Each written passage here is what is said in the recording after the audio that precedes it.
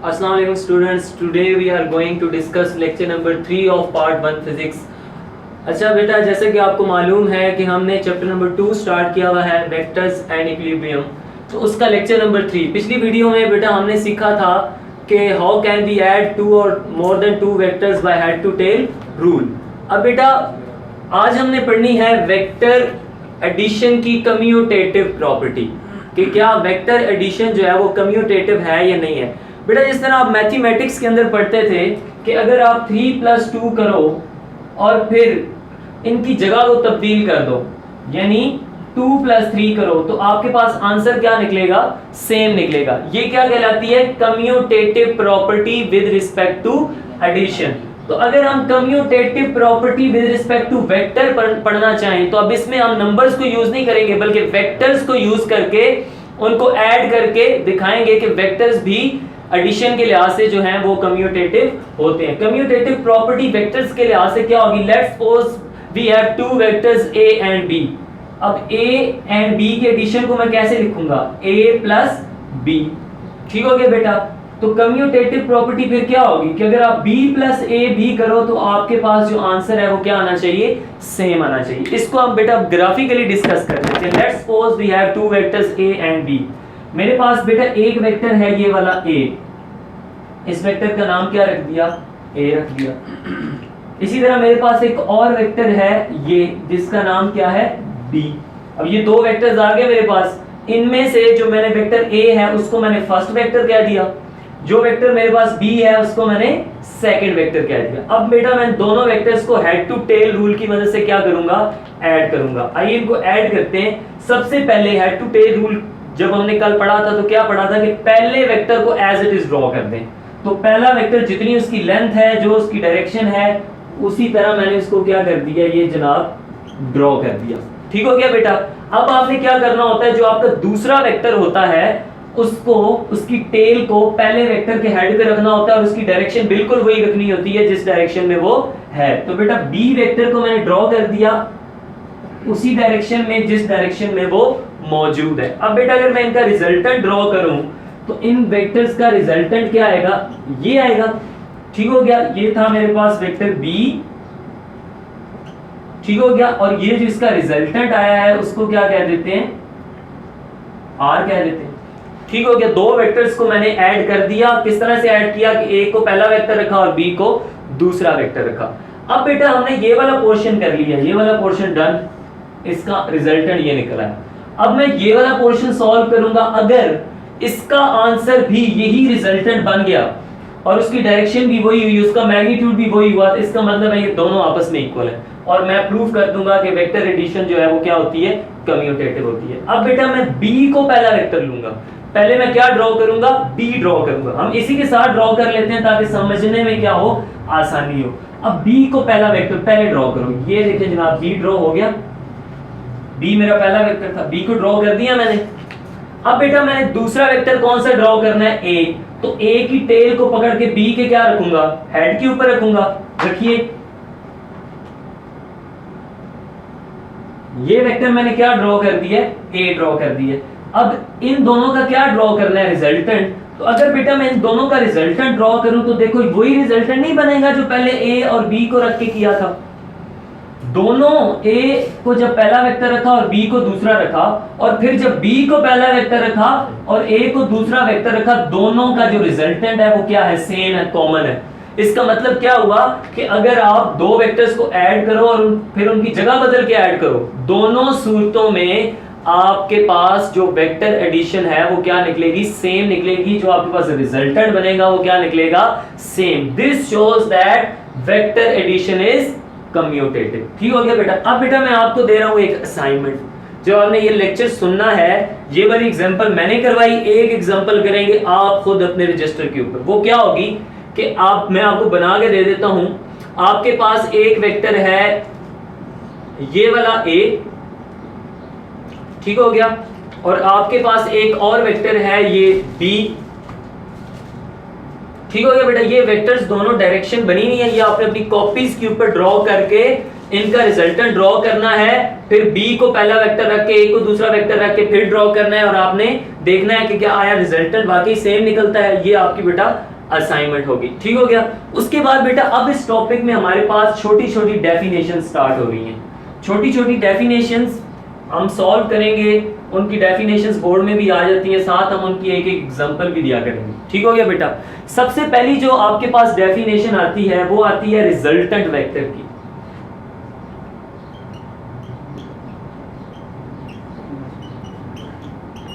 हम कहते हैं ना कि जब हम दो वेक्टर्स को ऐड करते हैं तो उससे जो रिजल्ट हासिल होता है उसको हम क्या कहते हैं, रिजल्टेंट वेक्टर। तो बेटा अगर इसकी डेफिनेशन लिखनी पड़ जाए तो क्या क्या होगी, नोट डाउन कर लीजिए। A vector having the same effect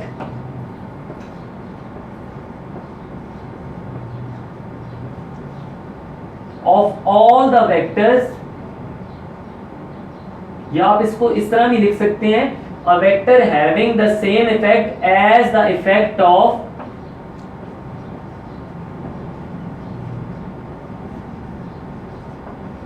all the vectors which are to be added।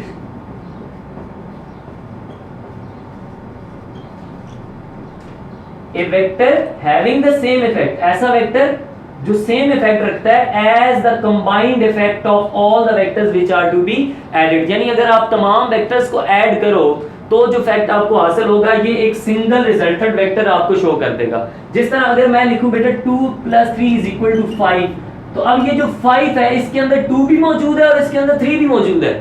ये 5 जो है दोनों ऐड होने वाले नंबर्स का क्या रख रहा है, इफेक्ट रख रहा है। इस तरह जो आपके पास रिजल्टेंट R होता है, अगर आप A और B को ऐड करते हो और उससे रिजल्टेंट R निकलता है आपके पास, तो ये A और B दोनों का इफेक्ट इसके अंदर मौजूद होगा। अब बेटा अगर आपने इसके साथ एग्जांपल देनी है तो ये वाली जो हमने एग्जांपल की थी, ये वाली दो वेक्टर्स वाली, यही एग्जांपल आप इसके अंदर दो वेक्टर्स को ऐड करके तो दिखा सकते हो कि ये हमने क्या निकाला है, रिजल्ट। एग्जांपल लाजमी देनी है वरना 0.5 कट जाएगा।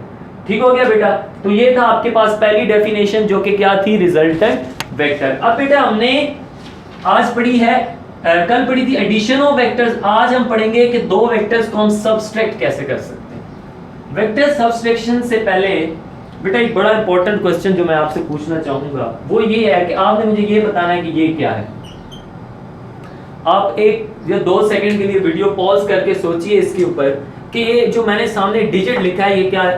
तो इसमें से बहुत सारे जो बच्चे हैं उनके ज़हनों में आ रहा होगा कि सर ने -2 लिखा है। जो बच्चे ये सोच रहे हैं कि ये -2 लिखा हुआ है वो गलत सोच रहे हैं। कि -2 नहीं है बेटा, ये -2 है। माइनस जो है वो एक ऑपरेशन है और नेगेटिव जो है वो एक साइन है। अगर मैं लिखूं ना 2 - 2 तो मैं एक ऑपरेशन कर रहा हूं, 2 में से 2 को क्या कर रहा हूं, माइनस कर रहा हूं। लेकिन अगर सिर्फ 2 लिखा हुआ है और इसके साथ ये साइन है तो इसको -2 नहीं पढ़ेंगे आप, इसको आप क्या पढ़ेंगे, -2। क्योंकि मैथमेटिक्स क्या कहता है कि there are positive integers and there are negative integers. ठीक हो गया बेटा। हमारे पास जिन नंबर्स के साथ नेगेटिव साइन लगा होता है वो नेगेटिव इंटीजर्स होते हैं दर हकीकत हमारे पास। अच्छा बेटा इसके बाद अब मुझे एक क्वेश्चन का आंसर दें कि अगर मैं ऐड कर रहा हूं दो नंबर, फर्ज कर लो 5 - 3 कर रहा हूं, मैं सबट्रैक्ट कर रहा हूं दो नंबर्स। अब ये सबट्रैक्ट तो मैं कर रहा हूं लेकिन सबट्रैक्ट करने के साथ साथ अगर आप गौर करो तो मैं ऐड भी कर रहा हूं। ऐड इस तरह से कर रहा हूं, अब गौर से देखिएगा मैं इसके ऊपर क्या ऑपरेशन करने लगा हूं, 5 + -3। क्या कोई मैंने गलत चीज लिख दी है? 5 - 3 को क्या मैं नहीं लिख सकता 5 + -3? क्या मैं एक पॉजिटिव इंटीजर और एक नेगेटिव इंटीजर को ऐड नहीं कर रहा आपस में? यानी जब भी सबट्रैक्शन हो रही होती है हकीकत में तब भी आप एडिशन ही कर रहे होते हो, लेकिन उसमें आपके पास एक पॉजिटिव इंटीजर होता है और एक नेगेटिव इंटीजर होता है। ये मैंने एग्जांपल इसलिए दिया है क्योंकि जब हम वेक्टर सबट्रैक्शन अब पढ़ेंगे तो उसमें ये हमारे काम आएगी। किस तरह से काम आएगी इधर देखें। हम पढ़ने जा रहे हैं बेटा वेक्टर सबट्रैक्शन।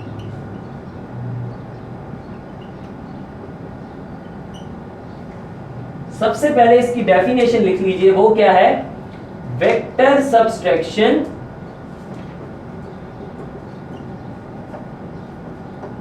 is same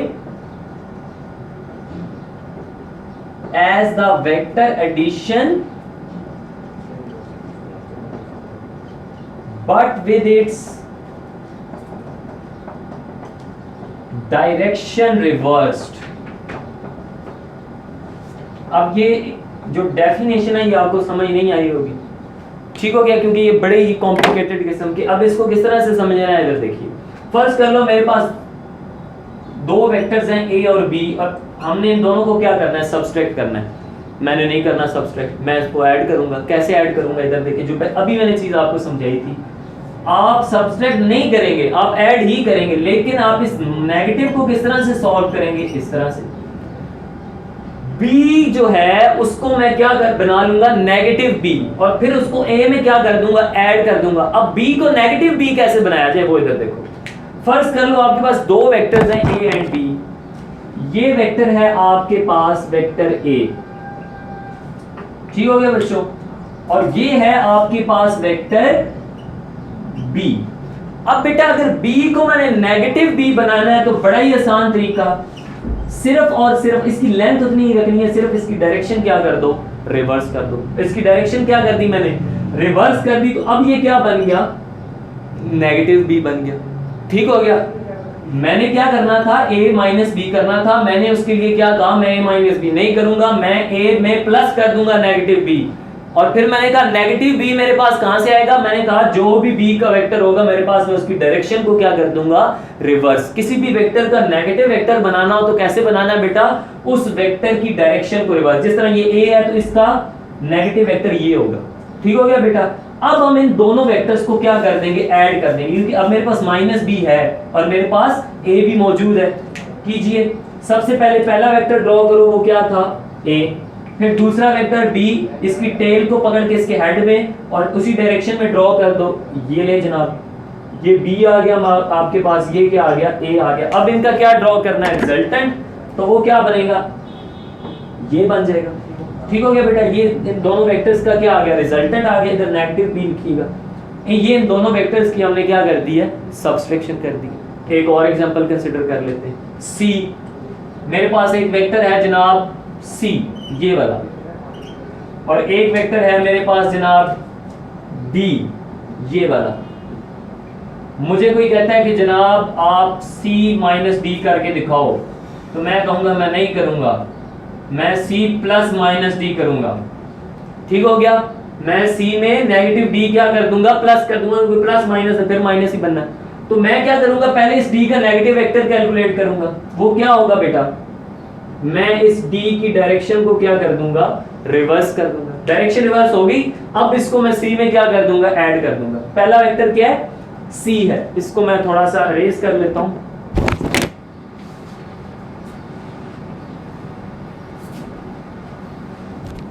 पहला वेक्टर मेरे पास क्या है, c, उसी डायरेक्शन में मैंने क्या कर दिया, ड्रॉ कर दिया। दूसरा वेक्टर अब क्या है, माइनस डी, माइनस डी ये पड़ा हुआ है, इसकी टेल पकड़ो, इसी डायरेक्शन में क्या कर दो, इसको ड्रॉ कर दो।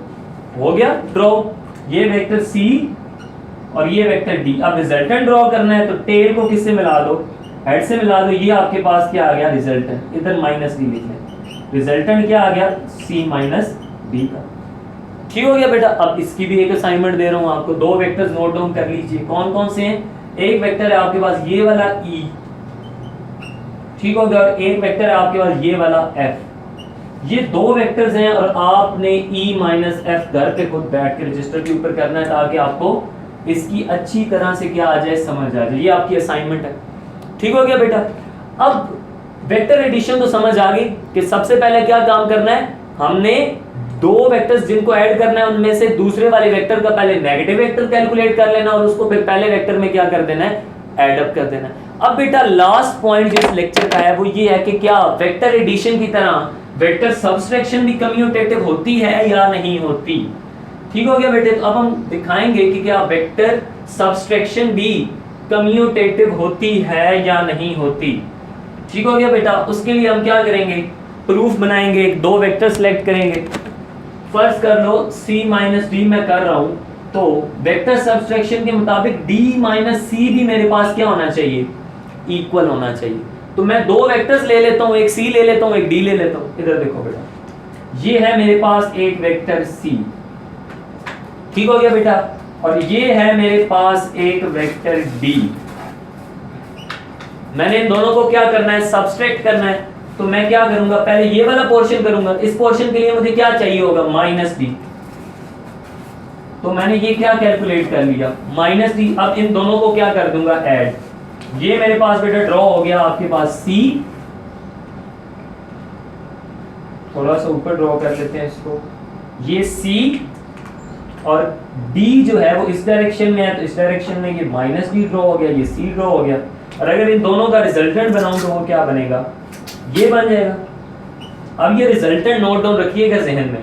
अब एक ये हमारा पहला वाला जो पोर्शन था, ये वाला, ये मैंने इधर ये आपको बना के दिखा दिया। अब बेटा मैं क्या करूंगा, अब मैं दूसरा पोर्शन पकड़ूंगा, डी माइनस सी करूंगा। तो डी माइनस सी करने के लिए क्या करना पड़ेगा, डी प्लस माइनस सी करना पड़ेगा। डी को पहला वेक्टर रखूंगा, डी के साथ कोई छेड़खानी नहीं क्योंकि इसको पॉजिटिव ही रखना है। तो D as it is draw कर दो, ये वाला डी, ये ले जनाब, डी उसी तरह ड्रॉ हो गया जिस तरह वो था। अब सी का मैंने क्या कैलकुलेट करना, नेगेटिव वेक्टर, तो वो क्या होगा, इसकी डायरेक्शन को क्या कर दिया, उल्ट कर दिया। अब सी को उसके साथ ज्वाइन करो, इस सी की टेल को पकड़ा और डी के हेड के ऊपर रख दिया। ये ले जनाब, ये माइनस सी है और ये डी है। अब इन दोनों का क्या ड्रॉ करना है आपने, रिजल्टेंट। तो वो क्या ड्रॉ होगा, ये होगा, ठीक हो गया। ये आपके पास b माइनस सी और ये आपके पास क्या था, c माइनस डी। ये c माइनस डी था और ये d माइनस सी था। अब हमने देखना है क्या दोनों का रिजल्टेंट सेम आया। बेटा इधर देखो, इसका रिजल्टेंट किस डायरेक्शन में है, नीचे की तरफ। इसका रिजल्टेंट किस डायरेक्शन में, ऊपर की तरफ। दोनों रिजल्टेंट की डायरेक्शन क्या आई है, ऑपोजिट आई है। दोनों रिजल्टेंट्स की डायरेक्शन क्या आई है आपके पास, ऑपोजिट आई है। इसका मतलब क्या हुआ कि c minus D will not be equal to d minus C.